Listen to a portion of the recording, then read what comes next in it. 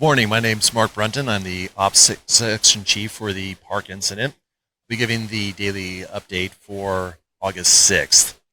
In the past 24 hours, we've seen some significant fire activity on our fire. The past few days, due to the weather conditions, have mitigated and not been very intense. We've been able to go direct on our incident, put in a lot of good direct control lines, and create alternative and contingency lines, and have a lot of success overall in our fire. I'll go throughout the entire incident, tell us where our successes have been, and then our current and future challenges with the incident. On our left flank of the fire, the west part of the fire, as we move our way around, it's been very static and consistent in the fact that we've had the direct control lines. We've had heavy mop up in those areas and patrol, and it's been very good progress within that. In fact, a lot of the areas on that left side of the fire, we've moved into our fire suppression repair activities. And those suppression repair activities is basically returning those control lines that we've put in into more of a natural state in which when the winter comes and there's heavy rains and so forth, that we don't have the erosion problems or any destruction to the land. So that's been going on and is starting to go on throughout the rest of the fire in areas that we've gone in, done the actual suppression and mop up, and then returning it to where we were before the fire started. As you move up into the top of the fire, the left shoulder and the top of the fire, again, really great successes. One area that we've had that has been a bit of a nuisance for us is the one area that's fingered up near the Highway 36 corridor, just due to the heavy fuels in that area. And the topography. It's been very difficult to battle and to control and to mop up. So it's been very resistant to that. Yesterday, we did have a lot more success with that, and we didn't have to use as much help from our rotary, our helicopters, to help the ground troops in suppressing and keeping that cool down. Still a lot of heat in there, still a lot of work to do in there, but we are gaining throughout the past shift or so, and we continue to see success in taking care and buttoning up that part of the fire. As we move around the top and down to the right shoulder, now we're starting to go into our challenges. Yesterday, late afternoon, as was anticipated, we were going to see an increase in fire behavior. We've had fire that has been established in the Mill Creek drainage over a number of days, and we do know that that has been a challenge due to the fact of the topography, the heavy fuel loading, and the fact that we were not able to insert ground personnel into that area due to the topography, very dangerous country to work in, and with the fire just basically percolating and down in that drainage. So we've been developing plans over the past number of days on how we were going to take care of that challenge and that drainage. What we were doing is putting some control lines along the rim of the on both sides of that drainage, that large gorge, if you will, and then developing a plan in which we could go far upstream in that watershed and put a direct line across and creating, in essence, a box. From there, our plan was to go and do a very low-intensity burn operation. We were expecting that with the weather being hotter and drier, setting itself up much like when the fire first took off well over a week ago, we were concerned that the conditions would be such that the fire would become more active.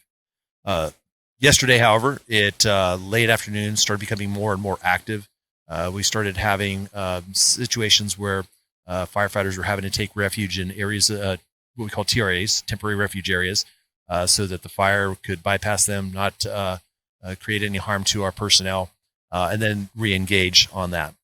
Throughout that yesterday, there was damage to one of our fire suppression dozers, and some minor injuries that were treated and taken care of. After that fire has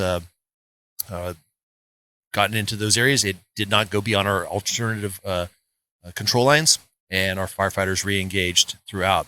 As the afternoon and into the evening, that fire intensity increased dramatically. We started seeing a lot of spotting conditions, and mainly within the Tehama zone in our Branch 15 area. And so that Turner Mountain Loop, in all that country up there, that's where we started seeing a lot of challenges. Folks engaged throughout the afternoon through the evening, picking up those slops and spots. and they had a very active firefight on their hands. On the opposite side of the drainage in the Butte zone, they were seeing the fire challenging their primary line. It did, and did cross in a couple areas, and they were able to back off to their alternative lines. Again, engage much like the other zone and pick up those spots and slops. They were able to realign their plan as well as on both sides and both zones, and start working on taking their alternate lines, which now are becoming more of a primary line, and creating a new plan on how to combat the fire. So on the Tehama zone, that alternate line basically started using the road systems that existed. We're working in sections 3, 4, and 5, working back down towards the drainage. There is what's known as Big Bend. It's a bend in that creek drainage, and that creates a lot of challenges with us because of the natural wind that does occur there. It does become a bit squirrely and is not as predictable as we would like it to be through other parts of that drainage. So that is a challenge. The other challenge is, as the personnel work from the Tehama zone on that line working back down towards the creek, they need to connect with the Butte zone, and the Butte zone working from their end, working down to the drainage. To align those two lines properly, and while using fire as a tool to eliminate the main hostile fire from our control lines and give us a buffer, that is a very tricky operation, and takes a lot of coordination, a lot of expertise. Fortunately, with our line leadership and our resources, we have that leadership, that expertise to pull that off. And so they are diligently working, communicating together, and planning so they can bring those two lines together advantageously. So they're working against a lot of challenges with the weather conditions, the fuel conditions, the topography, to make that operation go as smoothly and safely as possible. So that's the big focus today in those two branches, is making that connection, which would then seal off that drainage from any other future eastern incursion of the fire.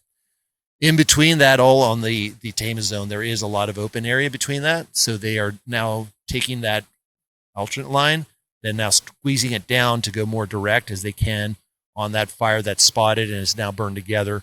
Lots of plans being put in place, and we're always thinking that PACE model with that primary line, having that alternate line, contingency, and emergency line. So that's always in our mind, and whenever we do the planning, and they're very successful. We've been successful even with these challenges thrown at us. The interesting thing about this fire and throughout, it's not been a wind-dominated fire. Typically, wind is one of the big precursors to the increased growth of any wildland fire.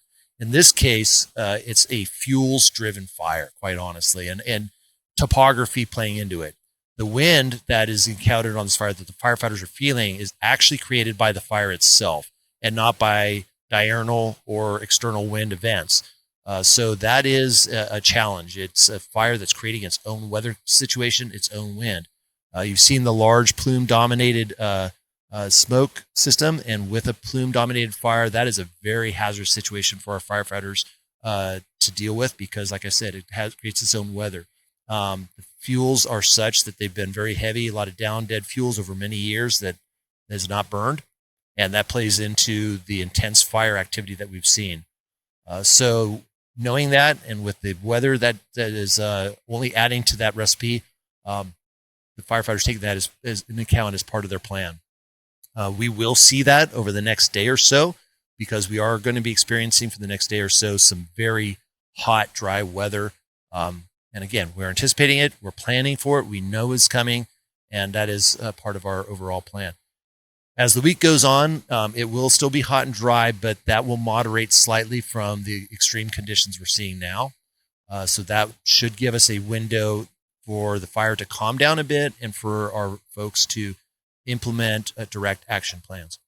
So going a little bit depth there, but just wanted for folks to know and understand what we're facing, the challenges there, but what our plan really is and how we're going to tackle this head on. Moving on beyond our branch 15 and 18 on our right side of the fire, still more good news there. Those communities, Butte Meadows, Forest Ranch, Cohasset, all been repopulated. People are back in there trying to get to some sort of sense of normality again. We've had a lot of resources in there doing mop up and patrol efforts, much in the same as the Tehama zone, where we've been repopulating certain areas of the Paynes Creek and those areas. As people move back in, our resources are diligently working to put out hotspots, take care of any needs that the community may have as they encounter them, and that's going well.